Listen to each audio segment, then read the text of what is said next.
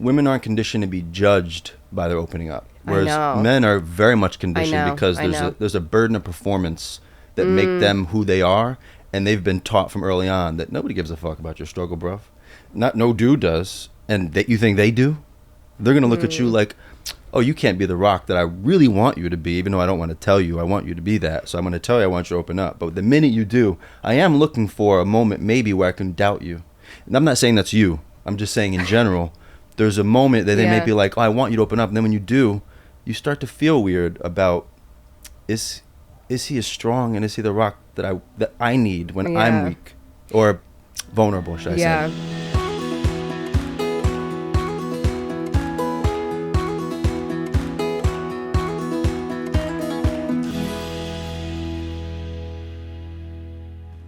Hi everyone, it's Beth, your favorite therapist, or at least I hope I am, and host of Quiet the Clock. I am so excited to share the secret of my glowing skin with all of you. Lumine Face Pro. This amazing device has completely transformed my skin, and I've noticed a real difference in tone and texture in such a short amount of time.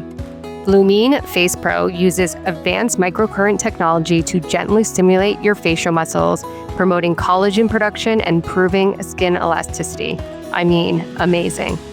The device is also equipped with LED light therapy, which helps reduce wrinkles and fine lines and promotes cell regeneration. Hello, so perfect for this 43-year-old mama. I need every ounce of this. With regular use, Lumine Face Pro can help you achieve a smoother, brighter, and more even skin tone. It's so easy to use and safe on any skin type. Invest in your skin and experience the difference with Lumine Face Pro. Visit Lumine.com today to learn more and order yours. Use the code QTC at checkout to get $30 off your first order. I mean, what a deal. $30 off your first order. I hope you guys run to Lumine.com and get yours and love it as much as I do. You guys, welcome back to this episode of the Quiet the Clock. We are so excited to be sitting down with Beanie Hart. We were supposed to do this at the beginning of the month, but here we are at the end of the month. But happy to have you either way and whenever. And we always love having men on because we want to hear from men and we want to have their perspective. So welcome to Quiet the Clock. Thank you very much. I'm very honored actually to be here. And thank you for your flexibility and adjusting and being just amazing. So I really do appreciate that. Thank you. And so we were talking off camera. We have one thing in common. We're both Manhattan College graduates, which I don't know if anybody knows what that school is, but we both went there. Mm-hmm. I just want to start by you sharing a little bit more about you so the audience can get to know who you are and what you do.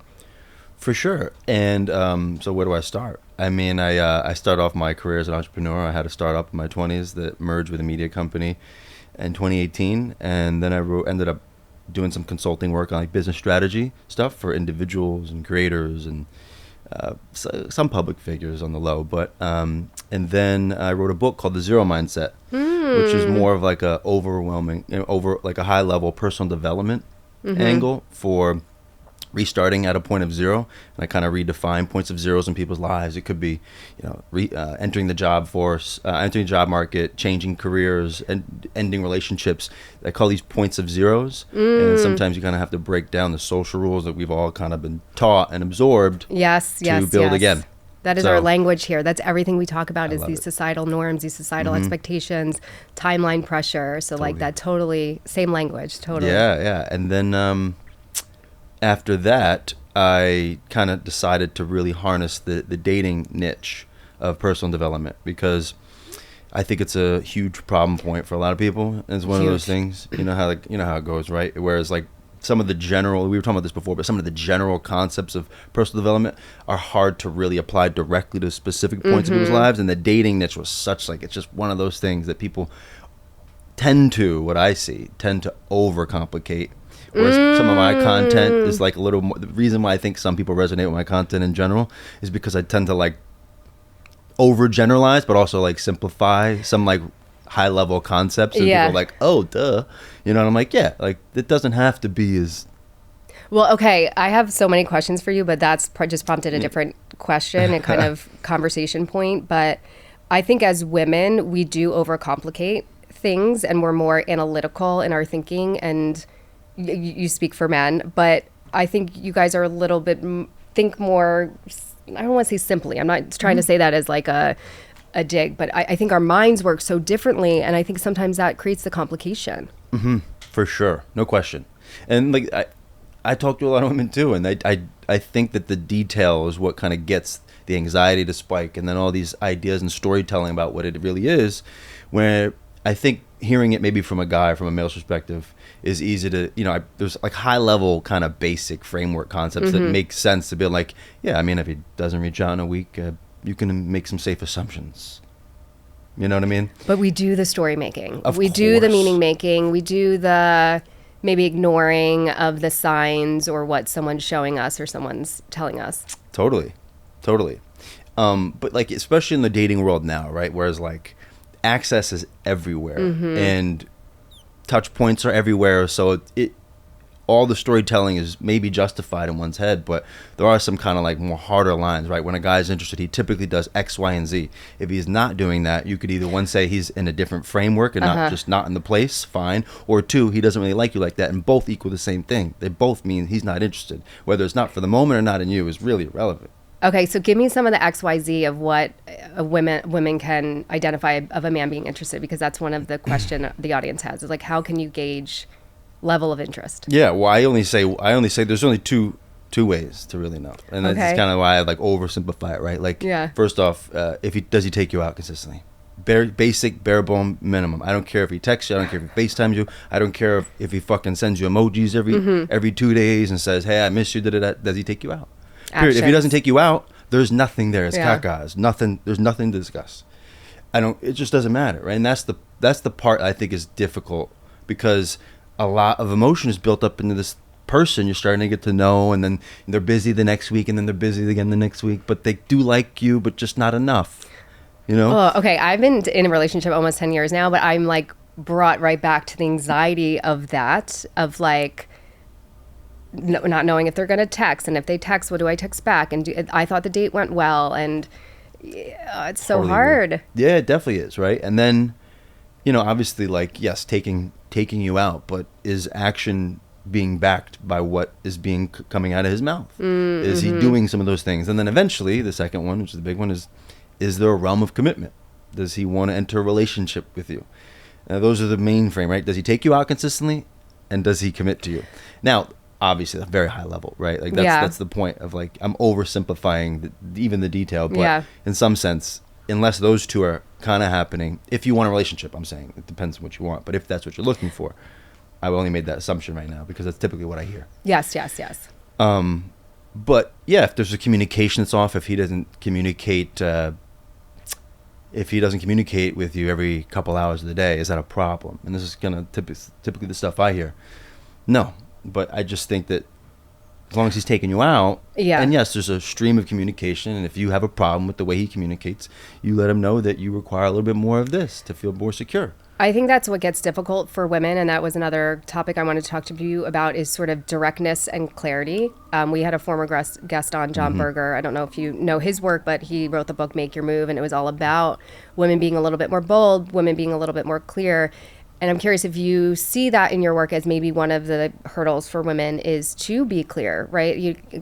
Some narratives that will come up is like, I don't want to scare him away if I'm too clear on what I want. I want to kind of like play the cool girl. So what are your thoughts of that? And in the work that you do you see that come up a lot? Like this fear to be really clear? Too much, I see it. And I think there's typically the fear stemming from not wanting to be the girl that's chasing him. And they always use this term, I don't want to chase him. I don't want to be that girl. I'm not that girl. I'm like, no. It's called being purposeful. It's not called chasing. It's called actually just saying, this is what I would be required to have in exchange for me to want to commit. That's actually doing things with more purpose and intention, not saying, oh, I'm the girl that's chasing. I'm like, no. And there is a fear, before you say that, there's this fear of saying, oh, but if I do this, I'll scare him off. I said, no, you're going to scare off a guy who doesn't want that with you. That's pretty much how that goes. If a guy likes you and you say, hey, listen, I would require more communication. If he doesn't adjust his communication, okay. Yeah. I mean, it doesn't have to be that. Like, you're not scaring off a dude that actually likes you by telling him what you prefer. Do you feel like men appreciate clarity and honesty? Yeah, because men aren't mind readers, and I think that's part of the issue. Right? There's a lot of men don't also have these detailed group chats and conversations about intimacy moments with their girls and like how you felt and in the moment. They don't talk about this shit mostly. Right? But okay, that was another question from the audience was, do men debrief their dates with their friends the way that women do? No, of course not. I mean, whether they debrief them or not is one, right? It's like, hey, it went well, but they're typically not going into like, she said this and then I felt like I had a stream of emotions come over me and then I didn't know what to do and then she didn't know. They don't really talk like this. Well, it's so funny because I listened to your episode with the ladies from Allowed to Ask, and I think you guys had a conversation, a point around, it's kind of similar, like the way that men communicate with each other versus how women communicate with each other. I'm laughing listening to that because my boyfriend's the same way. Like, he'll go out with his friends and I'll be like, oh, how's his new job? Or how's this? He's like, I don't know. We didn't talk about that. I'm like, what the fuck do you guys talk? What do you guys talk about? Like, literally, like, I feel like that's basic, like, how's your mom doing? Like, if she's sick, how's your mom doing? How's the new job? He's like, I don't know. You know what's funny about that? I feel like a lot of guys don't really care. And I'm just gonna be honest with you, because like me and my friends, like some guys, sometimes the reason we get together, like even if anybody asks me, oh, what'd you guys do? Nothing.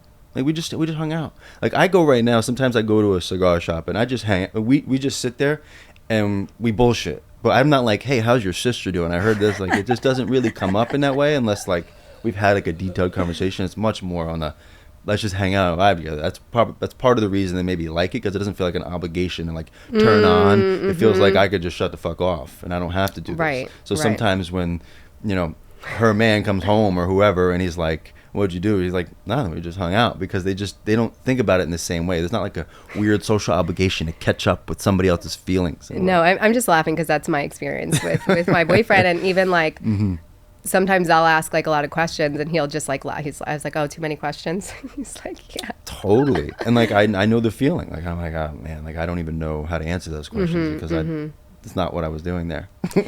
Yeah, and just kind of off of that, another question I had is, maybe that is like, what are have you seen some unrealistic expectations that women have of men? Maybe let's speak just specifically to dating, like to text all the time, to communicate more vulnerably right away. Like what have you seen as maybe like too unrealistic for women to expect off the bat? I think there needs to be a little bit more of a balance. And I think a lot of women communicate to me that they want much more communication and more communication and more transparency, and they want the guy to be the one that's always doing that. The problem is that once they get that guy, they kind of get turned off by it. They're like, it's just a little too much. They actually don't know that they want to not know everything, and they kind of like the fact that, okay, he's actually busy.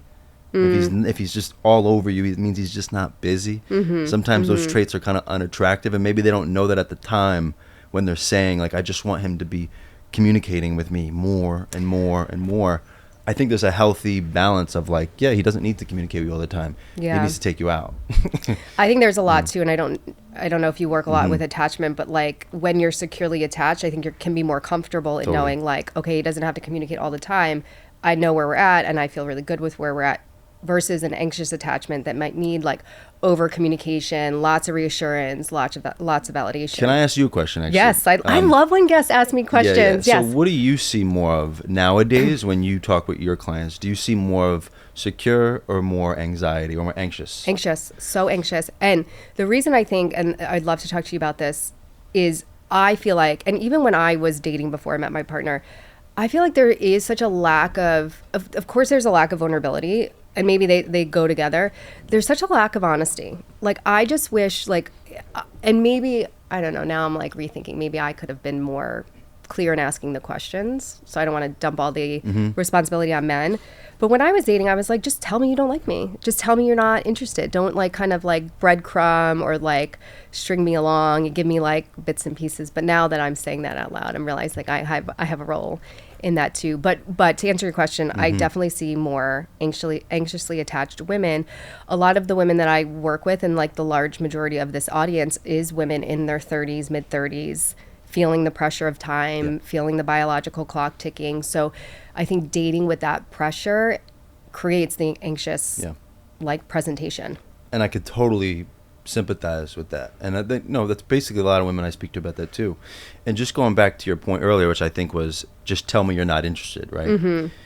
Like the back of your sweatshirt says. Like the back of my sweatshirt says. And that's why I kind of have to translate some of that, because if you're not communicating with him what it is that you are looking for out of this experience of dating for you, you can't make an assumption that he's just going to say, oh, okay, let me cut the strings. He might be interested in you, but he may not see a commitment with you. And if you don't let him know that you are looking for these things, he's just like, we're just having a good time. Yeah. But why would he think anything different when you don't communicate shit to him? You don't tell him nothing. You just say, well, I was afraid. Well, okay, you're afraid to, but now who suffers? Him? Yeah, I think we had an episode about this too, based on like a conversation around John Berger's book, Make Your Move. And two of the female guests that I had on that were at the time in the dating scene felt this frustration that it feels like the responsibility always lands on women. That it's kind of this burden of responsibility, like, oh, we have to be the ones that are clear. Oh, we have to be the ones that communicate. Like we have. So I'm curious your thoughts on that. It felt like to them, and it might feel like to women listening, and I'm out of the dating game almost 10 years, that like we have to do more work. No, I just think people need to do people need to do the things to get what they want. That's not really you have to do the work. You could choose to opt out. Yeah. You could choose just to sit on the sideline. And that's part of my message too. Like, you know, you don't have to. You can go on the other side. You could date girls. You can go ahead and do whatever you want. And I think it's healthy to say no one's going to stop you. It's not about, I don't think it's like a burden of responsibility. If it's like, listen, if the responsibility of the guy is to approach you and court you, correct? Most would say, yeah, I want him to do that. Well, that's like the old school, yeah. Well, but even now, right? Like, but that's a conversation too. Okay, go ahead. It definitely is. It definitely is. And let's get to that conversation, because all girls will say, yes, I want a guy to plan and pay for the dates. No problem, as he should. No question. Okay, that was a question too. So first date, man should pay. I think across the board. Okay. That's my personal opinion. Okay. I think if a guy asks you out, he should pay for the date. Okay. It's just across. I don't even think it should even be a conversation. That's my personal opinion. But I think that if you want certain things, you communicate and operate with a little more intention. Like the problem is that once guys get to the point where their options start to increase a little bit, they don't feel the type of pressure. They're not empathizing with the pressure you have. So part of my stuff is when I say dating with purpose, specifically to women, and even on my app, it's all about being with more intention. So if you want these things in your life, whether, I don't know, whatever that is, right? Family, marriage, whatever, or just a relationship. If you're not doing that more intentionally, some guys can just kind of do this for a while because they don't feel what you are feeling. They're not like, oh, I need to. And socially, I don't feel the pressure either as much as you might. You're answering all my questions without me having asked. I don't mean to. I think these are just things that I talk about so much with the women that call into my show and everything else. And so I think that's part of the disconnect, is that guys do not empathize with that social pressure and experience. They don't understand that. No. And they don't feel it. They don't feel timeline pressure at all? They feel it less and less as time goes on. Really? Right? Can you say more about that? Of course. So what happens is, from my experience and from everybody I've seen and talked to, right? This is just from my personal anecdotal experience. But I do see a very common thread, especially in major cities. Okay. Right? 23-year-old girl, 23-year-old guy enter the dating market, right? 23-year-old guy is great, but he doesn't really have a lot of the qualities that a lot of girls would look for in a guy. Now, he may be a good dude, but the 23-year-old girl may be like, I'd rather go after the 28-year-old guy and date him for a little bit. He's got more experience and resources. He'll take me out. He just makes me feel more comfortable. Something about him. I don't know. Just can't explain it. Right. So he's like, okay. He may be able to get some play here and there, 23, as you go up, in 24, and then you go up to 20. Let's say now it's 28, right? He may be a good dude to hang out with, but he might not be a committable option for the things you're looking for, because he hasn't built himself up to have the network, the resources, the experience, the knowledge, the ability to make you feel comfortable around him. So that happens. Okay, 28. Now the 28 and 28, now she's like, well, now it might be a little more time for me. Now I'm looking for maybe the next phase. Let me look at the 33, 34. And part of the problem with, not that it's an issue, I think that's a good thing, but sometimes what happens is these guys here are like, okay, well, I'm not committable at the moment, so I got to keep working to be attractive. But by the time they hit 33, 34, now they're like, and she's 33, 34, now he's like, do I have to settle now? Do I really? But now you've moved up this echelon, so you got all these ladies. Well, now I have the 26. Yeah, now if that's what he's thinking and experiencing too, right? Because now he's getting committable attention from people he has not had committable attention from before. So he doesn't feel the 34, 30. He's not like, I got to now. And she's like, well, why? What's wrong with you? And she's like, I have to now. Yeah, and she's like, what's wrong with you? You Peter Pan? And he's like, well, not Peter Pan, actually, but if you want to call me that, no problem. But now I'm actually a little more open with my options. Now I have to choose very carefully. So when I'm now here, now I'm the one that's supposed to be feeling bad. So I think there's a disconnect of understanding sometimes. And I think it's okay to get to this point, right, where you're looking at him like, why isn't he want to commit? But you have to understand. I'm big on this, right? You want to understand your customer, you have to understand how they think. And if you're not willing to do that, you might just be stuck right there, right? Because he has to understand you to a degree to even get you in the first place. I think that's such a huge, disconnect, I feel like, is such a huge part of the problem. I mean, as you know, in my work as a therapist, even in my personal, I want to get back to what you said about communication because I have a personal thought on that. I think we don't understand each other, and this is why I love and appreciate having men on, because but I think it's two things. I think we want to understand you and we want you to communicate, but then when you do try to communicate, I don't know sometimes if we like what we're hearing. That's a double-edged sword. I know. It's not fair. It's not, but I think that what happens is there's a certain level, not even a certain phase that a guy might go through where he does learn that truth, where he's like, they say they want this, and then I've been giving them that, and they don't want it. I think too, and I'll share more openly and personally about my relationship, and my boyfriend will probably kill me, but he doesn't listen, so whatever. It's a struggle. Communication is a constant work in progress for, I think, anybody, definitely in our relationship. And when he shares more openly, like, I don't think I do the best job. I'm working on it. And I'm like understanding what he's saying. It's almost like it comes out of his mouth and it goes through like my filter and I like fuck it up. And he's like, no, that's not what I'm saying. So I don't know how to receive and understand what he's saying. Why do you, just out of curiosity now, this is a good topic, because I get this all the time too, and I get women that ask me this question about, look, I want a guy to be more vulnerable with me. And what they mean is maybe they want him to tell her how he feels about things more and open up more. Is that what you mean by that?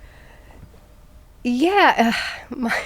My partner is like he's amazing, like an interesting, yes, but I don't think he he's not like he's very internal thinker, so it's a lot for him to communicate. It's a lot, and I feel like I should be more in gratitude that he's even opening up in that way. And I'm not saying like I'm like lowering my standard or whatever, but back to your point about understanding, like for women it's easier for us to be vulnerable and like connect with our feelings and understand. We've been like socialized to do that, we've been encouraged to do that. I don't think men have. I think I'm looking for just to understand him a little bit better. And yeah, maybe I'm looking for how he feels. No. I think you're valid. I think though, but the problem is also too, is that women aren't conditioned to be judged by their opening up. Whereas men are very much conditioned because there's a burden of performance that make them who they are. And they've been taught from early on that nobody gives a fuck about your struggle, bruv. No dude does. And that you think they do? They're going to look at you like, oh, you can't be the rock that I really want you to be, even though I don't want to tell you I want you to be that. So I'm going to tell you I want you to open up. But the minute you do, I am looking for a moment maybe where I can doubt you. And I'm not saying that's you. I'm just saying in general, there's a moment that they may be like, oh, I want you to open up. And then when you do, you start to feel weird about, is he as strong and is he the rock that I need when I'm weak or vulnerable, should I say? That's just what I see. I don't know. Maybe I know. I hear everything you're saying. Do you think? So let me ask the question for you. I love it. Ask more questions. I love it. So do you think that is a lie, that women ask that but they don't want that? And I'm being direct about the question, but you can answer it anyway like that. That's a really good question. I think we have an idea of what we want, and maybe when what we get back is not aligned with what that idea of what we want, we're kind of like, I don't know, we don't know how to sit with that.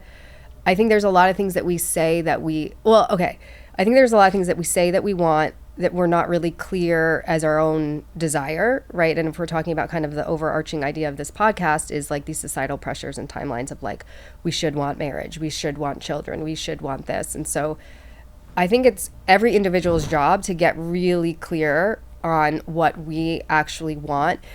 And I think it's important to say too that like a lot of women that I've worked with, myself included, women that's been on this podcast, listen to this podcast, we're like hyper independent women. So I think we have, I don't want to make this sound like it bashes women, but like we want certain things, but we're also like giving those things to ourselves. So I think there's, for a lot of people, lack of clarity on what we actually really want. Does that answer your question? I feel like I went a million tangents. Yeah, no, for sure. It does, right? And I think that I'm big on that too, right? Like, I don't think you can even establish direction unless you've understood, do I actually want to run west or do I just want to think north? Like, what do I really want? Or and if I'm going west, like, why am I going west? Am I going west because Correct. someone told me that I should be and Completely everybody agree. else is going that way? Or is it truly my desire? Yeah, it's kind of like a self-awareness thing, right? Like trying to assess really what do I care about as opposed to just, am I just running? So, it's funny when you said the hyper-independent women. And I think that's, I just sat down with Candace Bunchell the other night. Oh, okay. 2 nights ago. And we had a great conversation. So we were talking about this, and we were talking about dating in the modern day time, and she was doing a piece for New York Mag. And while we differ on a couple of things, our underlying agreement is the same thing, which is funny because she ultimately also believes in coupling up, but also, being your true self. Her idea was be the Mr. Big. And I said, yes, you could definitely be the Mr. Big. Like the woman be the Mr. Big or the... That's kind of her, yeah. Her, okay, like, you become the Mr. Big. And I say, yes, you definitely should become the best. Of course you should. But understand what comes along with that is the trade-off of, okay, I'm Mr. Big, but if I'm looking for a guy that's also Mr. Big, my options are very small now. And you have to deal with the tight niche that you've carved, and that's okay too, right? Either one is okay, is my point, as long as you understand the trade-off of the decision. Everybody has these decisions, right? You want to be that? As long as, listen, by the way, if you say, hey, I'm going to be the Mr. Big and I'm ready to take care of whoever or be that person to whoever, fantastic. I just don't see that. Right? Yeah. I see I'm going to be the best and I need somebody to be better than me. And fair enough, right? But just the math doesn't math. Right. And this is typically it's an issue that's unsolvable. And that's the problem that I hear a lot, that it's not that I or anybody else can solve that issue. It's just, it's an unsolvable issue. Well, it's actually like the data suggests there's more eligible women than men. Like the math, like you said, the math doesn't math. One topic that comes up a lot when we talk about and kind of relates to what you just said is intimidation. Like, are men intimidated by these Mr. Big type women? Or are they just not attracted to women like that? I think it could be a little bit of both. I don't think that, I think that men can be intimidated by some girls, but the intimidation stems from, can I keep up that lifestyle? It's not like she scares me, right? It's more of like, can I keep it up? And the question is, do I want to for her? Because I don't need to. So I think that there's a different framework. You're saying everything and I'm thinking about my relationship. I don't mean for that to happen. No, I love it. It's it's great. But I think that's the part of it, right? It's like, I think everybody should become what they want. Just understand that you have to understand. I always think about this, right? Understanding your customer. I just, if you're not willing to understand why guys think the way they do, I don't know how you think you can land one and keep a good one. It's really difficult. I think, yeah. Because, again, right, like... Wait, but let me ask you this. Yeah. How can women understand men without men being more communicative to us about who they are and how they think and how they operate? Well, number one, right, you have to understand if you actually want to keep a good one around, you have to actually be inquisitive and you have to actually try and be curious about what makes him tick without judging him. And I think that's part of the thing, right, is like, I don't think, this is the disconnect, right? Like, a lot of guys have to understand women just to get them. To keep them too, but to get them in the first place, they got to be like, they got to approach in a weird way. They can't be a creep. They can't make weird eye contact. They have to learn these skills, just as a lion would have to in the Serengeti to creep and get as close as possible. He'd have to learn all the skill sets of, okay, the wind is blowing west. I have to stand up here because when the wind blows west, I smell the scent of the herd coming. I have to know that, but it has to be like drilled into me. When I'm saying that women don't have to learn those traits, typically. They don't have to learn those skills, should I say, to get the guys. But they can get them, but about keeping a good one around, you might actually have to listen to how he moves and start seeing what is off here, and then ask question, adjust without judging him, with his answers. I think the without judgment is the biggest Oh, it's piece. big, right? Yeah. It's huge. And this isn't like, oh, men are not the problem. There's a ton of men that I know are fucking I want to make dweebs. sure the episode's not going off that it's No. all I mean, listen, I know a ton. I know a ton of guys who are just dweebs. They're just, and I mean dweebs in like the way that like they just don't get it. Yeah. Like, they just don't get how to like push and pull, or like without being an asshole or a creep, or trying to over insert yourself, or trying to dominate a conversation and prove your value here. That happens a lot. I see that too. So I'm not taking that out of the fold. I think what happens too, and I think just generally in life, is that, again, kind of what we talk about a lot on this podcast, is that we have an idea of what it should look like. We have a vision of what we're sort of like, been ingrained. It's been the blueprint we're sold of, like, this is what a relationship looks like. This is what a man should do, or this is what my role in this. And so we have these like really two concrete ideas of what it should look like. And I think that is the barrier to try to understand, because when it doesn't look like that vision, there's so much that comes up there. And maybe there's like an inability to understand without judgment, because it's just like we're judging right away because this doesn't look like I was told it's supposed to look like. Right. And I think even worse that nowadays people in general, not just women, but people in general, are getting more and more ideas of the ideal relationships and situationships that it's paralyzing. You know what I mean? It's almost like you just carve up, because nothing's ever good enough. Nothing exactly what you saw could be, right? And that's what happens, all right? That's the expansion of technology. That's what happens with social media. That's what happens when you got 158 matches, then you don't know what to do with. Yeah. This is just the nature of it, and trying to figure out how to navigate that is, I think, the next issue, because it's like navigating abundance is very difficult. Yeah, I had a client one time tell me this like story about, like, I'm not gonna get it completely wrong, but just like the paralysis of too many options, like just, and you stay stuck because you don't know which way to go. I guess that segues us to sort of the dating apps. Your thoughts on those? I know, what I hear, I'm curious what you hear too, that there's a lot of frustration with those. The other thing I want to kind of coupled with that is, I am curious your thoughts on this too, like the ability to meet out in the wild, sort of social skills, especially post-COVID. I've had women share with me that like men don't approach them anymore. So I'm curious your take on like apps and like dating in the wild. I guess dating in the wild. For sure. I don't really talk too much about apps on my platforms, because I just think it's one of those Wild West things, right? It is what it is. You could land a really good one, and you can go through a lot of nonsense. So I don't like them personally. I don't typically tend to talk about them because there's not a lot of strategic focus. It's really not, and it's just, especially the way that guys use apps. It's just, it doesn't seem to be more conducive for a focused dating pool. Okay. But I don't think people should not use them. I just don't think people need to make them their whole identity and sole. Agreed. Avenue of exploration when it comes to finding a mate. I just find that to be very detrimental, and that's typically what you see. And so that when people tend to complain about the apps, it's because they don't do shit all day, and then they go home and swipe on their app and like, I can't find gold.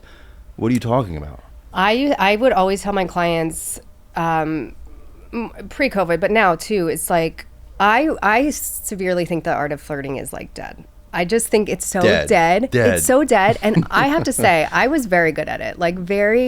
But I'm a people person too. But I would always tell my clients, like, scan the room, like look around, like make some eye contact, like smile at somebody, walk around the bar.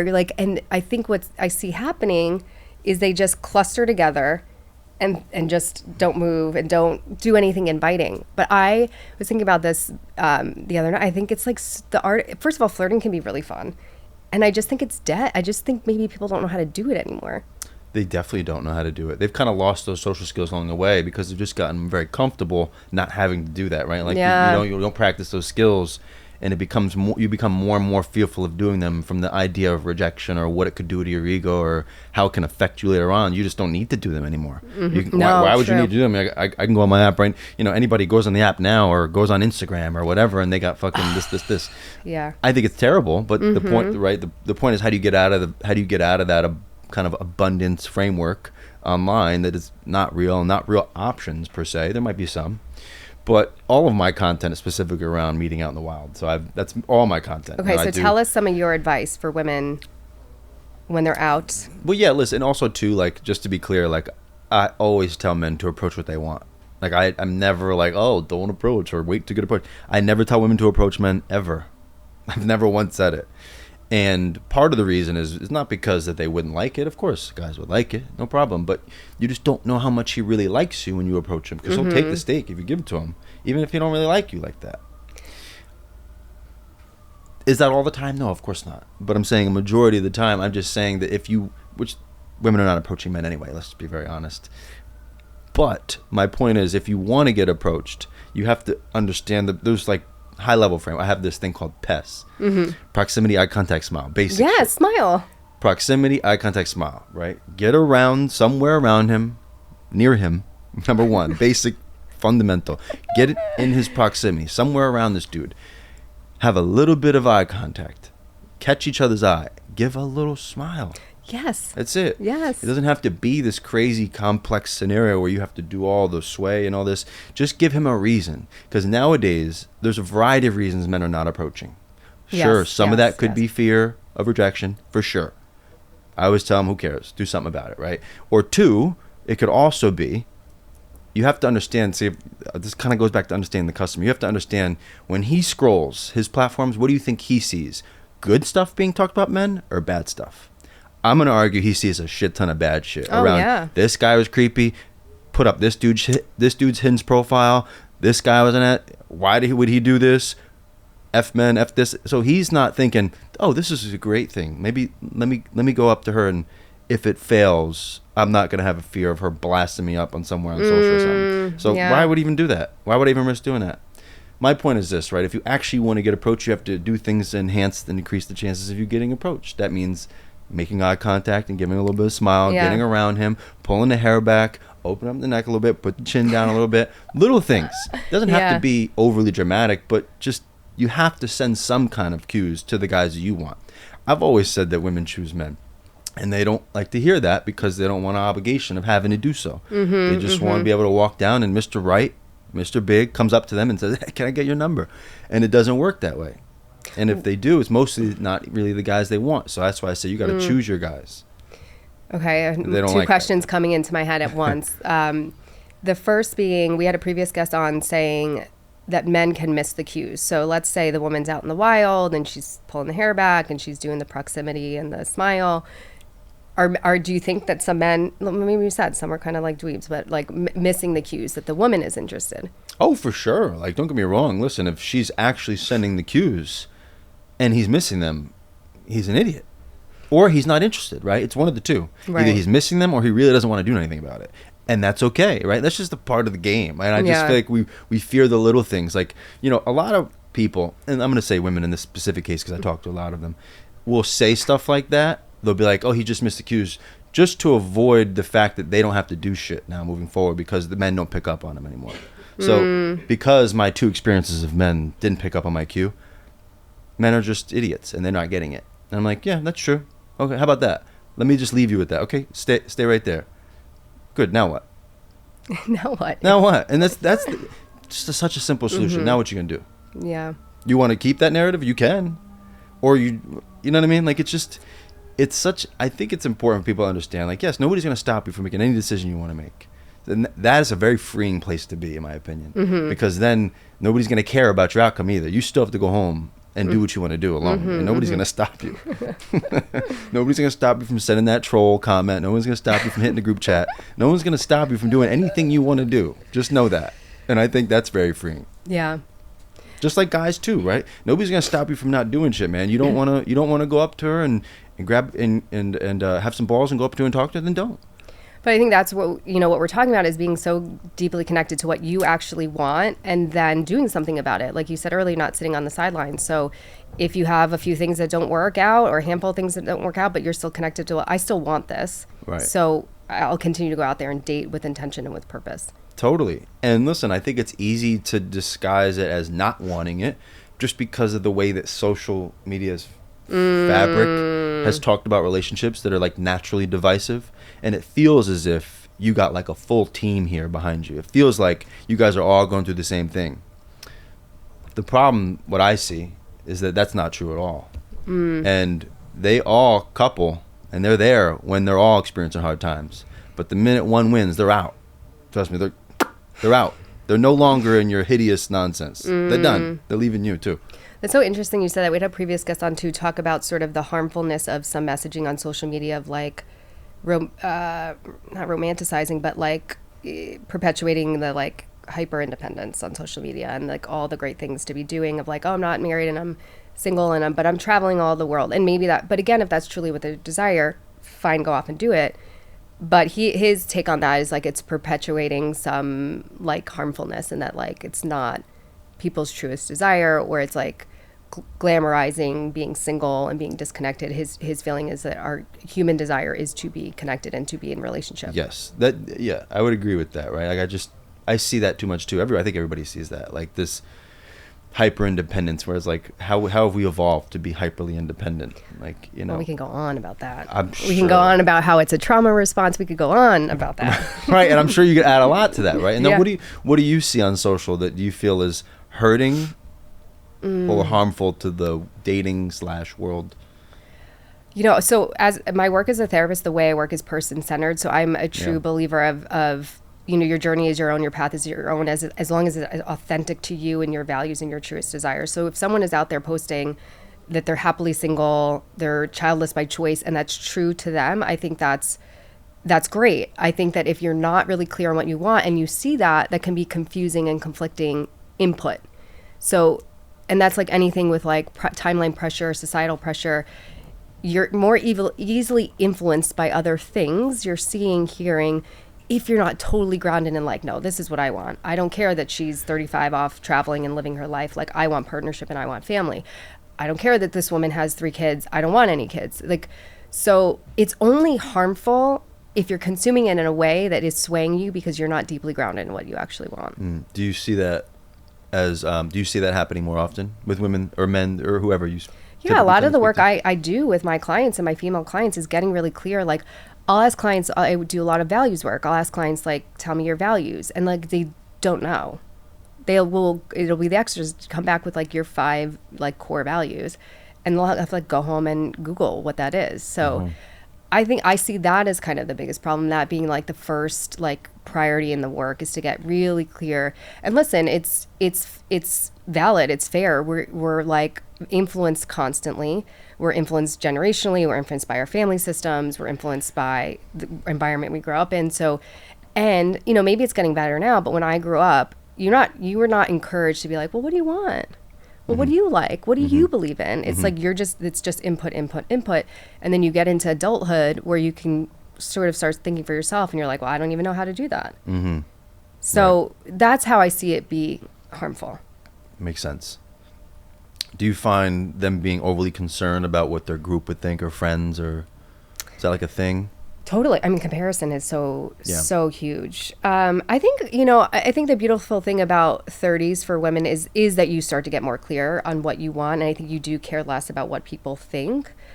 But I think, we're human. Comparison comes into play. So, and I truly feel like we compare because it's acute us. That's what I want, right? So if I get on, I'll be truly honest here. I'm trying to have a second baby. If I get on and I see somebody pregnant with a second, I'm comparing, and that's eliciting an emotion in me because it's telling me, well, I want that. If I get on and somebody has 10 kids, I'm like, cool, you have 10 kids. I don't want that. So I think it's less that we care what people think, but like we're comparing to other people and where they're at because it's what we want to or where we desire to be to. Right. That makes sense. You should be a podcast host.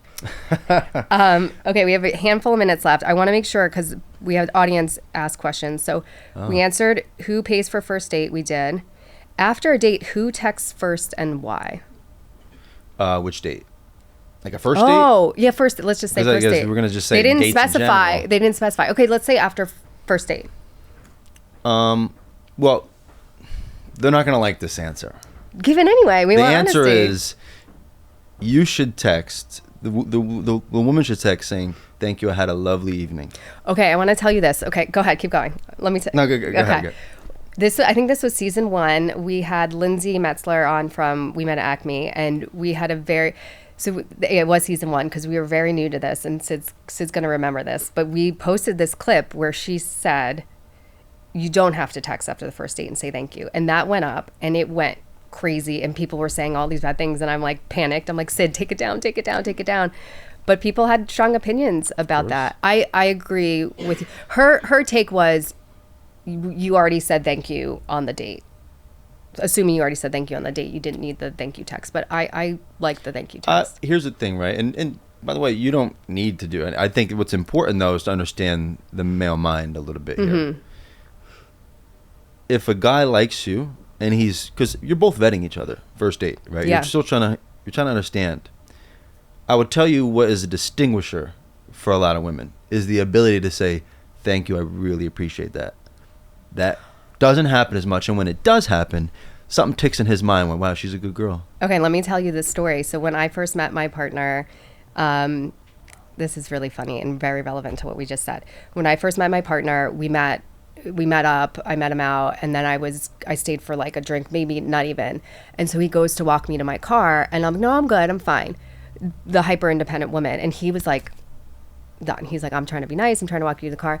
And I knew he was traveling the next day. And so, I mean, if I'm being really honest, it was kind of like I was bored at work, and I'm like, let me shoot him the text like, did you get there okay? Which I did. And that was like, that like saved the relationship. He was like, I was done with you after that. And that text is what saved the deal. But I just don't think a lot of women understand that one point you just made. Like, it's so powerful because there's so much pride and ego wrapped in women not wanting to do shit that this is exactly why you end up taking L's all the time, because your pride is so attached to, I don't want to be vulnerable enough just to. Yeah. Listen, I always say you put your best foot forward. You either want to put your best foot forward or you don't. And if you don't, you can go ahead and live in fear and have scares around this idea of what dating is to you. I tend to see more L's happen all the time by this idea of pride getting in the way of. I'm not saying do everything you feel. I'm just saying, yeah, it's called. You can still do that by being classy. You conduct yourself with class. Any respectable woman. I mean, listen. Ask your parents or grandparents. You shouldn't say thank you. Of course you should. But also, like, show up how you would anyway, right? That's a text I would send a friend. Like, did you arrive okay? Right. You know? And for me, and I think the work is moving from that anxious place to that secure place, because right before my partner, like, well, I was the avoidant one. Well, a whole other podcast. But, yeah, like I didn't overthink that. And with in meeting him, I was so grounded in who I was totally myself. And that's the reason it worked. If I had gotten tripped up in like, and sometimes, I don't know if it's ego, I think it's anxiety.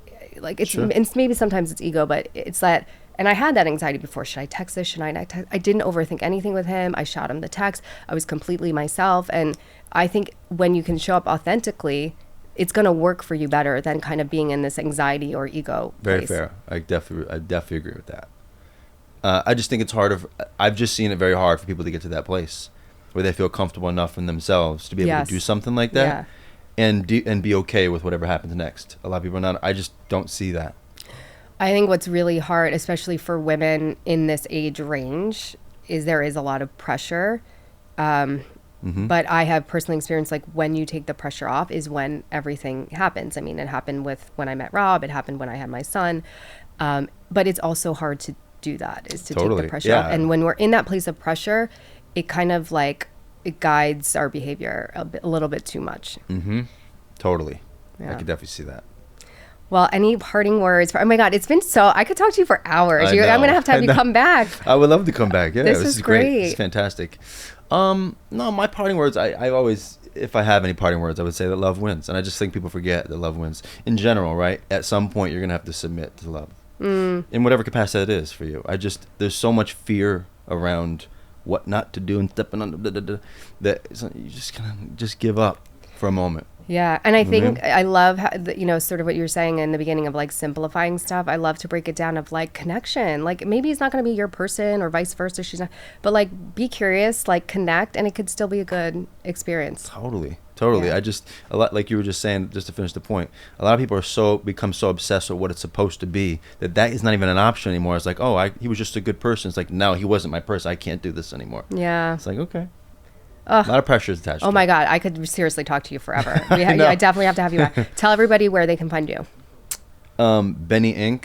on TikTok and Instagram, or That's mainly it. You can find all my stuff there. Okay. Yeah. Amazing. Thank you so much. You Oh my much. God. Thank you for being here. I love this best. conversation. I think it's no secret that I love the Little Words Project bracelets. I have about 6 or 7 on my arm, ones that have been given to me, ones I've bought myself. I love giving them as gifts. I think they're so inspirational for me personally. They're nice little reminders throughout my day to have hope, to be, have strength, to be in good energy. I just love the bracelets so much. I love giving them. I love receiving them. And if you want to check them out and you want to give it as a gift or get one for yourself, you can use our code QTC for 15% off your first order.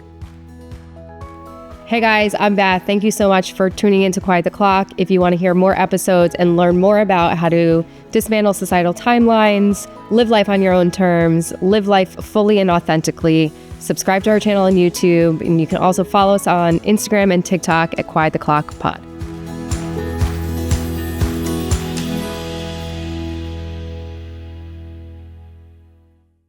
You guys, I'm really excited. We just created all this amazing merch. And so if you're loving the podcast and you want to support our cause and continue to hear amazing episodes, please support us by buying some merch. I am living in these sweatshirts every day. We have a range of colors. We have hoodies, we have mugs, we have hats, we have journals. We have all of the things. And I love having them on because it's just a reminder to quiet the clock, to slow down, to let life unfold and be happy. So there's meaning and purpose behind wearing it too, which is a nice reminder. So check out our website, quiettheclock.com, to get your merch.